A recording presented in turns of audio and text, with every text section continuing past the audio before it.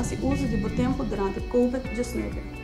O mundo completo está vivendo uma situação difícil, onde que arma o instrumento mais importante agora que para manter a distância social, lavar mãos e higiene. Dia para dia nós podemos tomar nota do aumento drástico do uso de videogame e internet, não somente entre os funcionários e os jovens, mas também entre adultos, e essa que seguro está inevitável. Botar essa com videogame a ser constatado pela World Health Organization como uma adicção e um mental health disorder.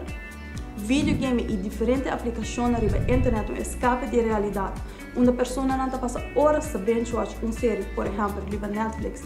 Jovens não passam uma grande quantidade de tempo jogando videogame, por exemplo, Fortnite. E muitos não passam uma grande quantidade de tempo mirando vídeos na YouTube. Tudo isso aqui assina um momento de liberdade de tudo o qual nós está passando ali. Mas não é perigo de sinta. É perigo aqui chama adicção. Adicção não é droga moderna. Não cai em gara aqui. Seja consciente e faça bom uso de seu tempo para assim proteger a saúde mental.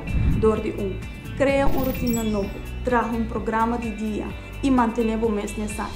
Põe horário não fijo para tudo o que te inserir, come, tarefa de escola, trabalho, exercício e tempo livre. 2. Limitar o uso no videogame, internet e social media e mantenha o mês necessário. 3. Faça uso de internet, videogame e social media de uma forma educativa, positivo e criativo. Por exemplo, por mirar vídeo na YouTube para assim fazer exercício de família.